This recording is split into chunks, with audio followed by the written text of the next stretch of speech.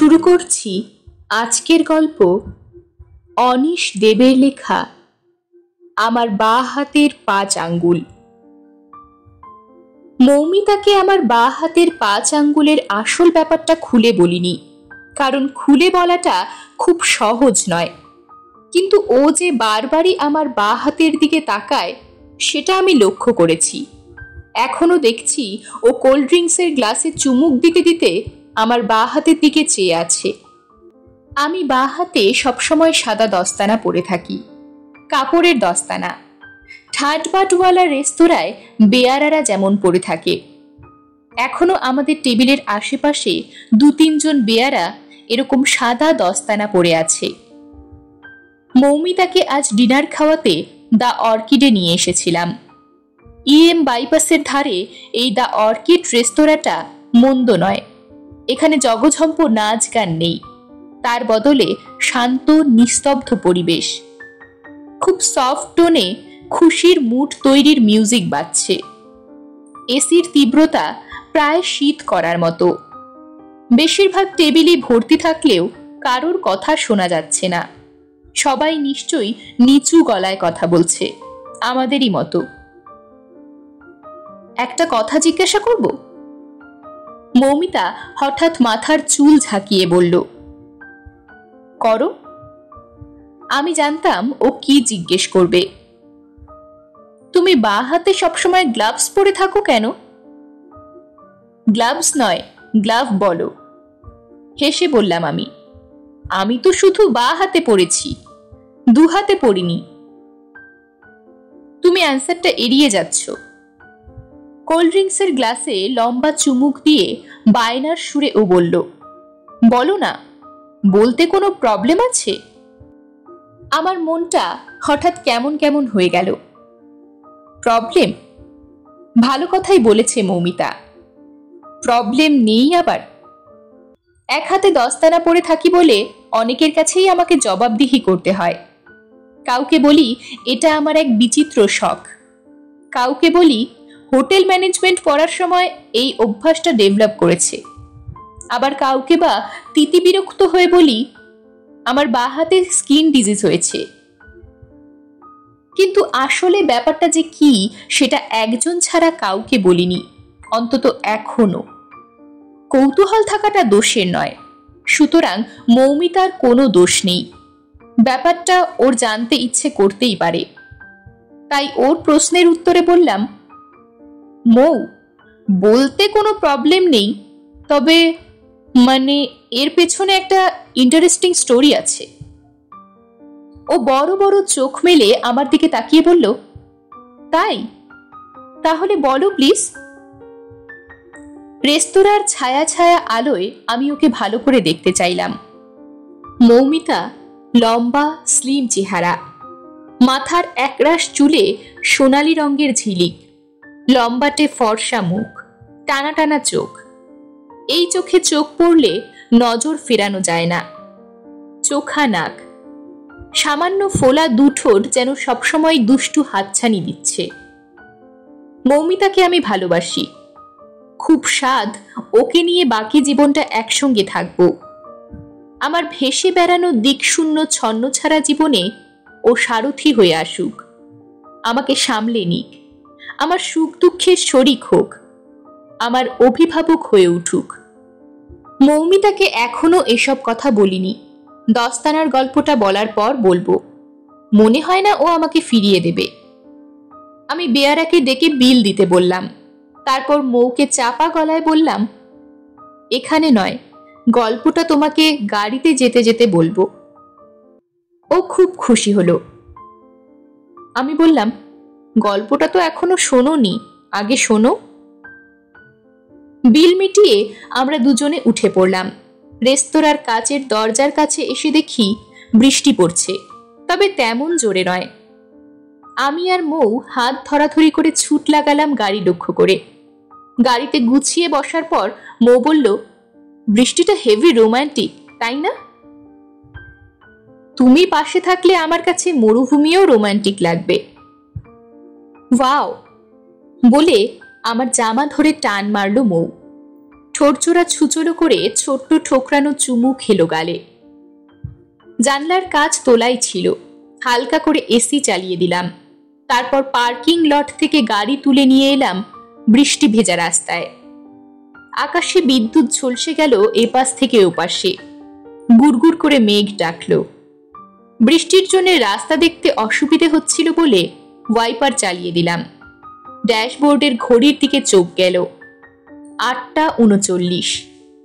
না, রাত বেশি হয়নি, ঘন্টা দুয়েকের মধ্যে মৌকে বাড়িতে পৌঁছে দিলেই হবে। কিছুক্ষণের মধ্যেই একটা সাইড রোডে ঢুকে পড়লাম। এ রাস্তাটায় গাড়ি টাড়ি প্রায় নেই বললেই চলে, দোকানপাটও চোখে পড়ছে না। আলো বলতে রাস্তার দুপাশের ল্যাম্পপোস্টগুলোর সোডিয়াম বাতি। মৌমিতার দিকে তাকিয়ে বললাম, এই দস্তানার ব্যাপারটা তোমার অনেকদিন ধরেই জানতে ইচ্ছে করছে, তাই না? হ্যাঁ সোনু, তোমার সঙ্গে আলাপ হবার পর থেকে এটা আমার কাছে একটা বিশাল কিউরিওসিটি। আজ কৌতূহল চাপতে না পেরে তোমাকে স্ট্রেট কাট জিজ্ঞেস করে ফেলেছি। হঠাৎ কি ভেবে ও বলল, তুমি কি মাইন্ড করলে সোনু? তাহলে থাক। কি যে বলো, হোয়াই শুড আই মাইন্ড? তোমাকে সবকিছু খুলে বলতে পারলে আমার খুব ভালো লাগে, কিন্তু আগে থেকেই বলে রাখছি, গল্পটা শুনলে তুমি কিছুতেই বিশ্বাস করতে পারবে না। উত্তরে মৌ আমার দস্তানা পরা আঙ্গুলগুলো আঁকড়ে ধরল, প্রায় ফিসফিস করে বলল, I will believe anything you say. ভালোবাসা এমনই জিনিস, আজগুবি রূপকথাও বিশ্বাস করতে মন চায়। রাস্তার একটা বাঁক পেরিয়ে ঝোপ জঙ্গল ঘেঁষে গাড়ি দাঁড় করালাম। মৌমিতা তাতে অবাক হলো না, কারণ এর আগেও এরকম ফাঁকা স্পটে আমি গাড়ি দাঁড় করিয়েছি। গাড়ির চালে বৃষ্টির শব্দ হচ্ছিল, জানলার কাজ বেয়ে জলের ফোঁটা গড়িয়ে পড়ছিল।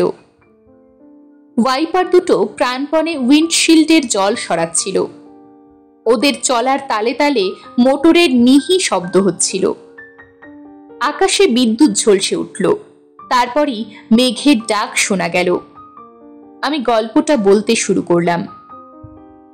মৌ, তোমাকে কখনো বলা হয়নি, মানে আমার বাবা 1.5 বছর আগে মারা গেছেন, মানে খুন হয়েছিলেন।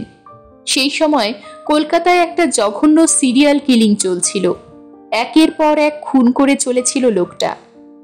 প্রথমে খুন করেছিল একটা 11 বছরের বাচ্চা মেয়েকে। না, শুধু খুনই করেছিল, অন্য কিছু করেনি। মেয়েটাকে গলা টিপে খুন করা হয়েছিল। খুনের পর মেয়েটার যা চেহারা হয়েছিল, মানে কাগজে যেসব ফটোগ্রাফ ছাপা হয়েছিল, সেসব দেখলে তুমি শিউরে উঠতে। মেয়েটার চোখ দুটো ঠেলে বেরিয়ে এসেছিল, ঠোঁটের কোণে ফেনা ছিল, আর জিভটা মরা ছাগলের জিভের মতো বাইরে বেরিয়ে ঝুলছিল। মেয়েটার মারা যাওয়ার আগের ছবি আর পরের ছবি পাশাপাশি ছাপা হয়েছিল কাগজে। দেখে মনে হচ্ছিল দেবশিশু আর পিশাচ। খুনির হাত ওকে এমনই বদলে দিয়েছিল। কাগজে দিনের পর দিন এই খুনের রিপোর্ট বেরিয়েছিল। তাতেই পড়েছিলাম, খুনি এত জোরে মেয়েটার গলা টিপে ধরেছিল যে থাইরয়েড বোন আর কার্টিলেজ বোন ভেঙে গিয়েছিল। এই যে গলায় এখানে কণ্ঠমণি, মানে ইংরেজিতে অ্যাডামস অ্যাপেল যাকে বলে। না না, তোমার শিউরে ওঠার কোনো কারণ নেই। বললাম যে ব্যাপারটা 3 বছরেরও বেশি পুরনো। মেয়েটার নখের ভেতরে আশমতন কিছু পাওয়া গিয়েছিল। ফরেন্সিক পরীক্ষায় জানা গেল সেগুলো পুরনো শুকনো কোনো চামড়ার আঁশ, অর্থাৎ খুনি চামড়ার দস্তানা ব্যবহার করেছিল। না, কোনো রকম আঙুলের ছাপ পাওয়া যায়নি। পুলিশ ফুল এন্থু দিয়ে ইনভেস্টিগেট করেও কিচ্ছু করতে পারল না। মেয়েটার খুনি ধরা পড়ল না। দ্বিতীয় খুনটা হওয়ার পর পুলিশ নড়ে চড়ে বসল। এবারে খুন হলো একজন মাঝবয়সী পুরুষ। খুনের স্টাইল একই, মার্ডার বাই স্ট্র্যাঙ্গুলেশন। এবারেও ভিকটিমের নখের নিচে চামড়ার ফাইবার পাওয়া গেল, অর্থাৎ সেই দস্তানা। প্রথমবারে যেমন খুনের মোটিভের কোনো খোঁজ পাওয়া যায়নি, এবারেও তাই। সব মিলিয়ে পুলিশ বেকুব বনে গেল। খুনি রয়ে গেল সবার চোখের আড়ালে। 3 নম্বর খুনটা হওয়ার পর পুলিশ বুঝতে পারল ব্যাপারটা সিরিয়াল কিলিং।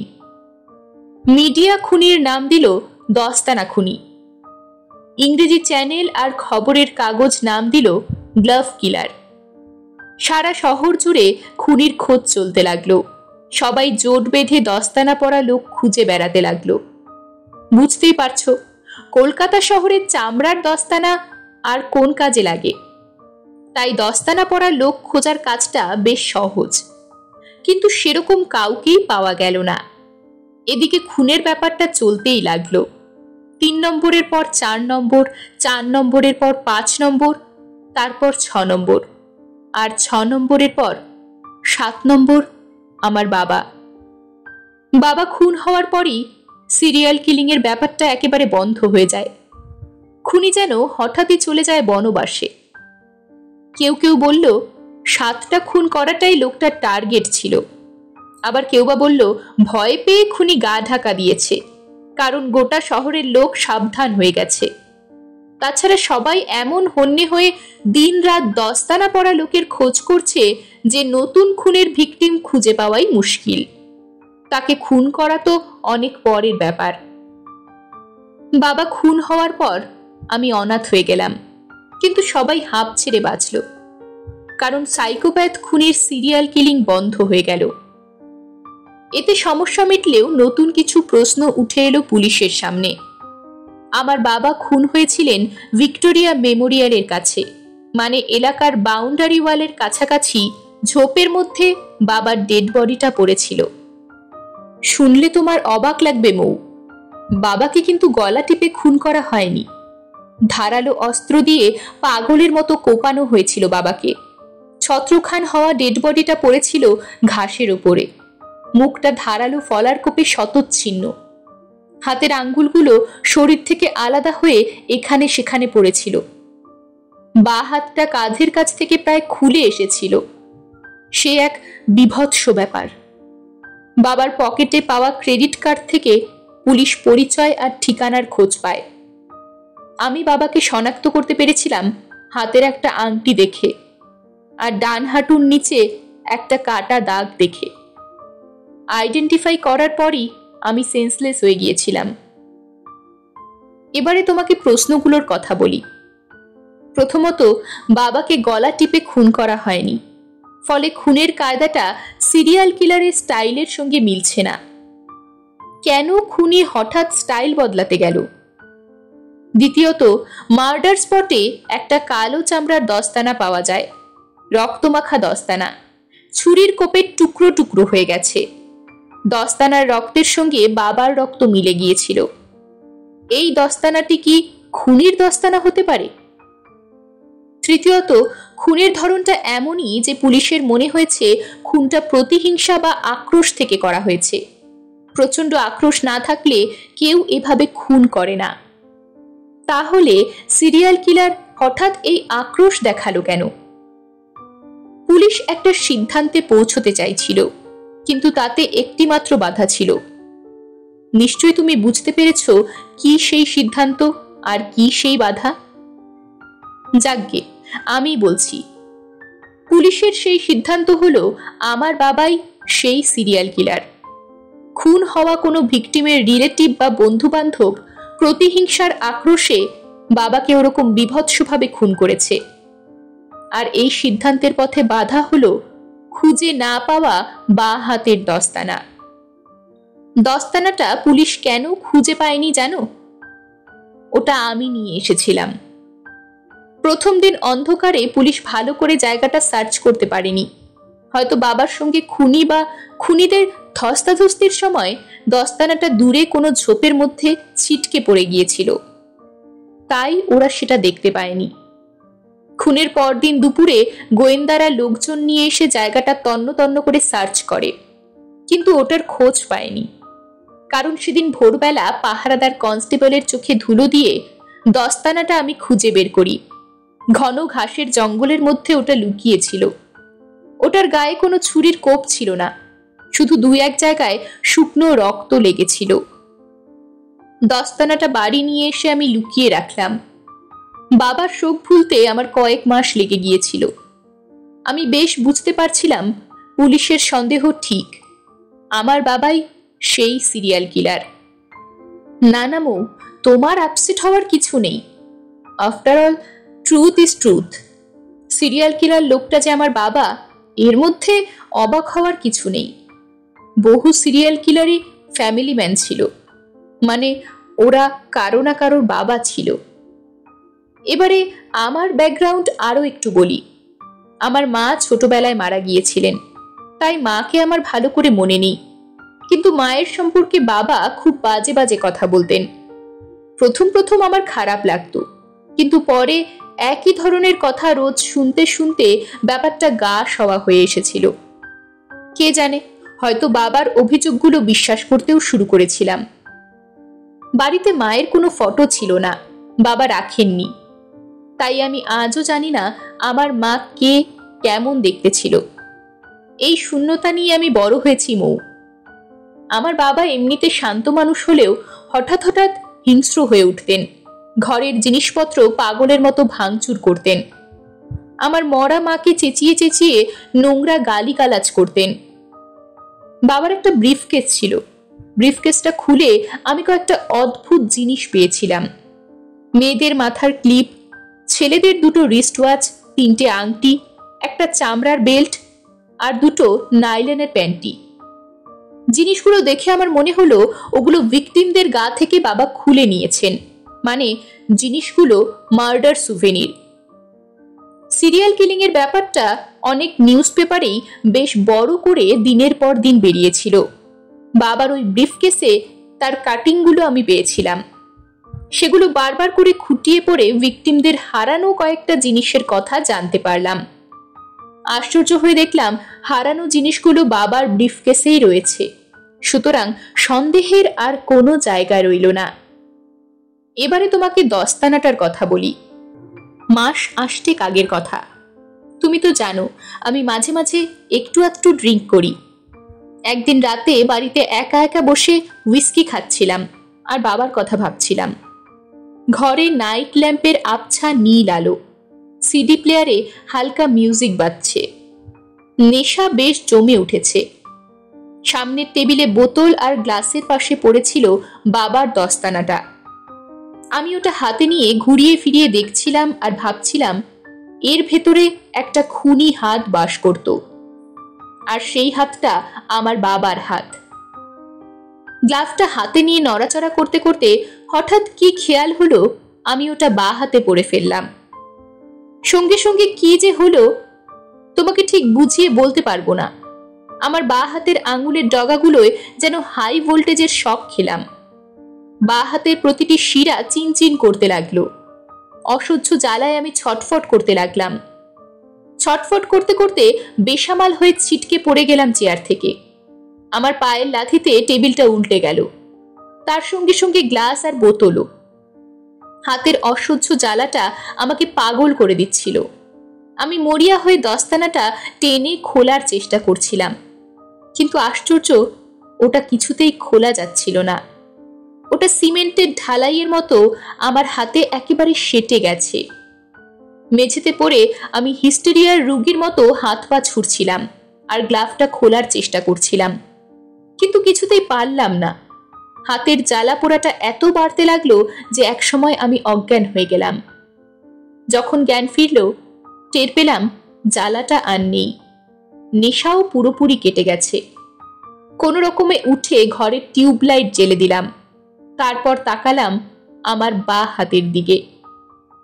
কবজি থেকে আমার হাতের পাঞ্জা, আঙুল সব কালো চামড়ার ঢাকা, এমনকি হাতের তালুর রঙও কালো হয়ে গেছে। তবে দস্তানাটাকে আর দস্তানা বলে চেনা যাচ্ছে না, ওটা যেন আমার হাতেরই চামড়া হয়ে গেছে। কারণ কালো চামড়ার তালুতে হাতের রেখাগুলো আবছাভাবে দেখা যাচ্ছে। নখগুলোর আকার বোঝা গেলেও সেগুলোর রং আর চরিত্র বদলে গেছে। কি আশ্চর্যভাবেই না আমি একটা কালো হাতের মালিক হয়ে গেলাম। হতভম্ব হয়ে হাতটার দিকে তাকিয়ে চুপচাপ দাঁড়িয়ে আছি। হঠাৎই শুনলাম একটা কর্কশ স্বর, এইবার তুই উপযুক্ত হয়েছিস সোনু, আমার অসম্পূর্ণ কাজ তুই শেষ করবি। যারা ঘোর পাপী, দুশ্চরিত্র, ব্যভিচারী, তাদের সবাইকে তুই শাস্তি দিবি। আমার সব শক্তি আমি তোকে দিলাম, নে। আবার এক প্রস্থ জ্বালা, যন্ত্রণা, ছটফটানি, চিনচিনে ব্যথা। তারপর কিছুটা সময় কেটে যেতেই আমি চেতনা ফিরে পেলাম। টের পেলাম অদ্ভুত এক আনন্দ আর তৃপ্তিতে আমার মনটা টকবক করছে।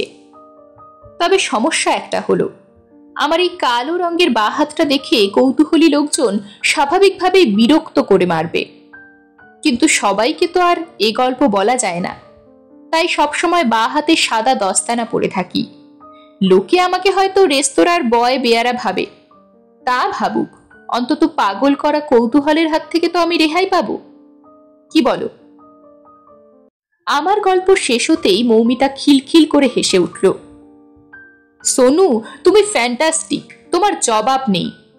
এই অন্ধকার, এই অল্প অল্প আলো, এই বৃষ্টি, মাঝে মাঝে মেঘের গর্জন, বিদ্যুতের ঝলকানি, এর চেয়ে আইডিয়াল পরিবেশ আর কি হতে পারে সোনু? তোমার দস্তানার গল্পটা বানিয়েছ দারুণ। এবারে প্লিজ রিয়েল স্টোরিটা বলো। কথা বলতে বলতে আমার দিকে ঝুঁকে পড়েছিল মৌ, আমার গায়ে হাতও রেখেছিল, আর একই সঙ্গে ওর মিষ্টি গলায় খিলখিল করে হাসছিল। আমি বারবার ওকে বোঝাতে চেষ্টা করলাম, বলতে চাইলাম যে আমি যা বলছি সেটাই আসল ঘটনা, কিন্তু কে শোনে কার কথা? বৃষ্টি কিছুটা কমে এলেও মেঘের ডাকাডাকি চলছিল। আমি উইন্ডশিল্ডের মধ্যে দিয়ে আকাশের দিকে একবার তাকালাম, আর ঠিক তখনই মৌ একটানে আমার হাত থেকে সাদা দস্তানাটা খুলে নিয়েছে। আমি চমকে ওর দিকে তাকিয়ে দেখি ওর মুখের রং সাদাটে হয়ে গেছে। ও গোল গোল চোখ করে তাকিয়ে আছে আমার কালো রঙের বাঁ হাতটার দিকে, কালো রঙের 5টা আঙুলের দিকে। আমি নিচু গলায় বললাম, মৌ, প্রথম মেয়েটাও তোমারই মতন ছিল। ওর নাম ছিল জিনিয়া। সুন্দরী, ছটফটে, চঞ্চল, মুখে সবসময় খই ফুটছে, তার সঙ্গে উগ্র পোশাক, চটকদার মেকআপ। জিনিয়াও আমার গল্পটা বিশ্বাস করতে চায়নি। তখন বাবা ওকে শাস্তি দিতে বলল। মৌমিতা আর কোনো কথা বলতে পারছিল না, শুধু আমার কালো হাতটার দিকে তাকিয়েছিল। এমন সময় আমার কালো হাতের আঙ্গুলগুলো মাকড়সার পায়ের মতো নড়ে উঠল, আর কর্কশ গলায় হাতটা বলে উঠল, সোনু, আর দেরি করা ঠিক হবে না। তোর গাড়িটা অনেকক্ষণ ধরে এখানে দাঁড়িয়ে আছে, নে, চটপট কাজ সেরে নে। পিতাশ্রীর আদেশ অমান্য করি কেমন করে? আমার বাঁ হাতের আঙ্গুলগুলো যখন সারাশি হয়ে মৌমিতার গলায় চেপে বসল, তখনও অবাক হয়ে আমার দিকে তাকিয়ে। ব্যাপারটা কিছুতেই ও বিশ্বাস করতে পারছে না। জিনিয়াও বিশ্বাস করতে পারেনি, মৌমিতাও পারল না, আর পরের মেয়েটাও পারবে না। এরকমই আরো সব গল্প পেতে চ্যানেলটিকে সাবস্ক্রাইব করে দেবেন, আর গল্পটি যদি ভালো লেগে থাকে তাহলে লাইক, শেয়ার আর কমেন্ট করে দেবেন।